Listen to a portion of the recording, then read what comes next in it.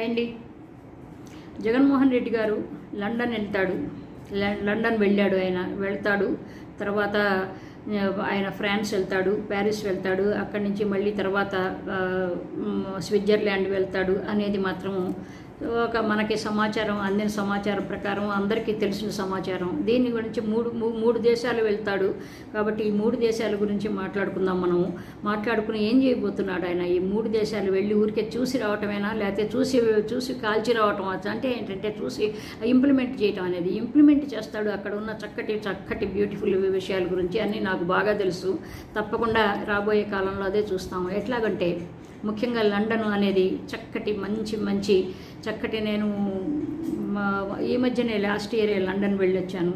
London వెళ్ళినప్పుడు నాకు చాలా ఇష్టం. ఆ లండను ఆ ఇళ్ళు కావచ్చు, లేకపోతే ఆ రోడ్లు అంటే విదేశాల్లో ఉన్న రోడ్లన్నీ ఒకేలాగా ఉంటాయండి. ఆ ఇన్ఫ్రాస్ట్రక్చర్ అంతా ఒకరిగానే ఉంటుంది. రోడ్లు కావచ్చు, లేకపోతే ఆ పార్కులు కావచ్చు, లేకపోతే వేరే పబ్లిక్ సదుపాయానికి చెందిన విషయాలు కావచ్చు. అయితే అక్కడ చక్కటి మంచి విశ్వవిద్యాలయాలు ఉంటాయి.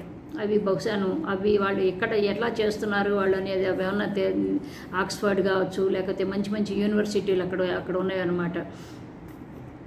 అక్కడ ఆక్స్ఫర్డ్ యూనివర్సిటీ కూడా నేను చూశానండి. చాలా బాగుంటుంది. చాలా పురాతనమైనది అన్నదన్నమాట. అయితే అవన్నీ చూస్తాడు. అవన్నీ చేస్తే ఇంకా విద్యా విధానంలో ఇంకా ఏమి మంచివి చేయగలము, ఏమి పిల్లలకి కానీ మన ప్రజలకు కానీ, నాకు ఓటేసిన ప్రజలకు కానీ ఇంకా నేను ఏమి చేయగలుగుతాను అనేది మాత్రం అతను ఆ యాంగిల్లో ఆలోచిస్తాడు అని అనుకుంటున్నాను. తర్వాత నెక్స్ట్ ప్యారిస్ వెళ్తాడు. ప్యారిస్లో బ్యూటిఫుల్గా ఉంటాయండి. బ్యూటిఫుల్గా అసలు అక్కడ కూడాను ఆ కట్టడాలు కావచ్చు. ముఖ్యంగా ప్యారిస్లో ఆ రోడ్లు, డ్రైనేజీలు ఎంతో చక్కగా ఉంటాయి అన్నమాట. అసలు నేను ప్యారిస్ వెళ్ళినప్పుడు చాలా మంచి వీడియోలు చేశాను 2 years బ్యాక్. అయితే అవి కూడా చాలా, ఎందుకంటే నన్ను అట్లాంటివే ఆకట్టుకుంటూ ఉంటాయన్నమాట. ఏ దేశం వెళ్ళినా అరే మన దేశం ఎందుకు ఇలా ఎందుకు లేదు, ఇలా మన నాయకులు ఎందుకు చేయటం లేదు అని నేను బాధపడుతూ ఉంటాను అనమాట. ఎక్కడ బయట కూర్చుని మంచి రోడ్ల మీద చక్కటి బ్యూటిఫుల్ పార్క్స్ ఉంటాయి. ఆ పార్కుల్లో కూర్చుని రోడ్డుని చూస్తూ ఆ సోఫాల్లో కూర్చుని ఇనప సోఫాలు ఉంటాయి, చక్కటి సోఫాలు ఉంటాయి అన్నమాట. అవి కూడా ఏంటంటే దుమ్ము కొట్టుకుపోయి ఉండవు అనమాట. ఇంకోటి ఏంటంటే వాళ్ళు అవలంబించే ఈ దేశాలు, ఈ 3 దేశాలు కావచ్చు, ఇంగ్లాండ్ కావచ్చు, లేకపోతే ఫ్రాన్స్ కావచ్చు, స్విట్జర్లాండ్ కావచ్చు, అన్ని విదేశాలన్నీ కూడాను మల్చింగ్ చేస్తారండి. మల్చింగ్ అంటే ఏంటంటే మనకి రోడ్డు మీద దుమ్ము ఎగిరి పడుతూ ఉంటుంది కదా, అక్కడ ఎప్పుడు అట్లాంటి ఎగిరి పడటాలు ఉండదు. ఎందుకంటే చిన్న చిప్స్ లాంటివి, చిల్ల పెంకులు లాంటివి కావచ్చు, లేకపోతేనేమో చెక్కలు తురిమి అవి వాళ్ళు రంపంతో కోసినవి, అవన్నీ సన్న ముక్కలు ఉంటాయి కదా, వేస్ట్ పీసెస్, అవన్నీ కూడాను ఆ పక్కన ఈ పక్కన రోడ్ల పక్కన ఇట్లా చక్కగా ఇట్లా పెట్టేస్తారనమాట. పైకి దుమ్ము లేకుండా ఎక్కడ పడితే అక్కడ చక్కగా ఫ్లోరింగ్ చేసేస్తూ ఉంటారు. అవసరం లేని చోట ఈ మట్టి అవసరం లేదనుకుంటే అట్లాగూ చాలా చక్కగా చేస్తారనమాట. ఫ్రాన్స్లో కూడాను నేను వెళ్ళినప్పుడు చక్కగా బాగా మంచిగా ఉండే. ఆఫ్కోర్స్ మోనాలిసా చూడటానికి వెళ్ళాను నేను. తర్వాత ఐఫిల్ టవర్ అవి చూడటానికి షార్ట్ ట్రిప్పే, అది 1 week ట్రిప్పే. కానీ ఏంటంటే అది దానికి చాలా గొప్పగా ఉంది. అట్లాంటివన్నీ కూడాను బహుశాను ఈయన మల్చింగ్ లాంటివి ఏమన్నా చూస్తాడేమో. ఈ మల్చింగ్ అనేది ఆస్ట్రేలియాలో కూడా ఉంటుందండి. ఆస్ట్రేలియాలో కూడా నేను వెళ్ళినప్పుడు చాలా చక్కగా, నాకు అసలు ఇవన్నీ కూడా నేను అబ్బురు పడిపోతూ ఉంటాను అనమాట ఇవన్నీ చూసి. తర్వాత ముఖ్యంగా స్విట్జర్లాండ్లో ఏంటంటే ట్రామ్స్ అండి. నేను బాగా ఎక్కాను స్విట్జర్లాండ్లో. ఆ ట్రామ్స్ ఎక్కి చక్కగా నేను బాగా ఎంజాయ్ చేశాను. వీలుంటే నేను థంబ్నెయిల్లో ఏదన్నా నా ఫోటో, ఏదైనా ట్రామ్ ఎక్కిన ఫోటో కావచ్చు, లేకపోతే ట్రామ్ ఫోటో కావచ్చు, ఏదన్నా పెడతాను అనమాట. ఈ 3 దేశాలకు సంబంధించిన ఫోటోలు పెడతాను.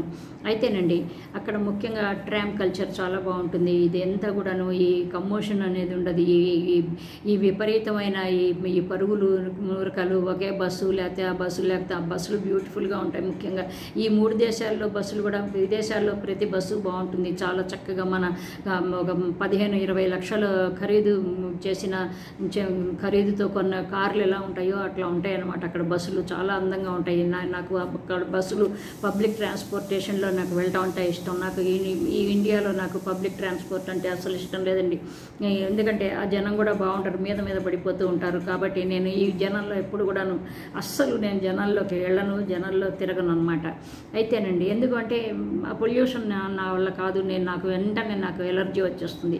అయితే ఈ 3 విషయాల్లో మాత్రము జగన్మోహన్ రెడ్డి శ్రద్ధ చూపించి, ఎందుకంటే నాలాంటి పనికిరాని వాళ్ళే, నాలాంటి వాళ్ళే, ఏ పదవిలోనూ లేని వాళ్ళే ఇంత గురించి అరే ఇంత గొప్పగా ఉన్నాయా, మన వాళ్ళు ఎందుకు మనకి చేయటం లేదు, మన పాలకులు మనకెందుకు ప్రొవైడ్ చేయటం లేదు అని బాధపడే నేను మరి జగన్మోహన్ రెడ్డి లాంటి వాళ్ళు వెళ్తే కనుక, ఎందుకంటే ఆయనకి ఒక 15 రోజుల టైం ఉంది, అక్కడ తిరిగే టైం ఉంది, అటు వెళ్ళే టైం ఉంది.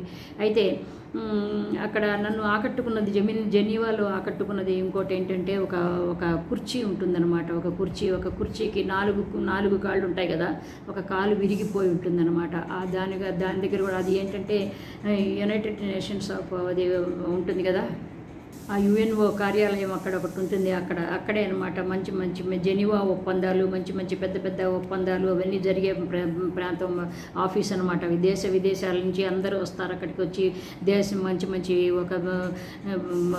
ఒక్కొక్క దేశంతో ఒప్పందాలు కుదుర్చుకుంటూ వాళ్ళు చక్కటి పీసుకి సంబంధించినవి కావచ్చు, లేకపోతే వ్యాపారాలకు సంబంధించినవి కావచ్చు, అనేక రకాలుగా సంబంధించినవి కావచ్చు. కాబట్టి అక్కడ ఒక కుర్చీ లాంటిది, అది నన్ను బాగా ఆకట్టుకుంది. ఆ కుర్చీ గురించి మళ్ళీ ఎప్పుడైనా మాట్లాడుకుందాం. సో ఈ 3 దేశాల గురించి ఎందుకు మాట్లాడుతున్నాం అంటే, జగన్మోహన్ రెడ్డి గారు తప్పకుండా ఈ 3 దేశాల్లో ఏదో ఒక దేశాన్ని పట్టుకుని వచ్చి ట్రామ్లు తీసుకొస్తే, బహుశా నా ఉద్దేశం ప్రకారం ట్రామ్లు తీసుకొస్తే మాత్రం ఆంధ్రప్రదేశ్లో అద్భుతంగా ఉంటుందంట నేను. ఎందుకంటే మన రోడ్ల మీదే ఉంటుంది ఆ ట్రామ్లు, రోడ్ల మీద బస్సుల్లాగానే పట్టాలు ఉంటాయన్నమాట. ఆ రోడ్లకి ఇలా పట్టాలు ఉంటాయన్నమాట. ఆ పట్టాల్లో మీద నుంచి వెళ్ళిపోతూ ఉంటుంది ఆ ట్రైన్. అట్లా వెళ్ళిపోగానే మళ్ళీ గేట్లో పాడు ఏం అవసరం లేదండి, దాని దోవ అది పోతూ ఉంటుంది.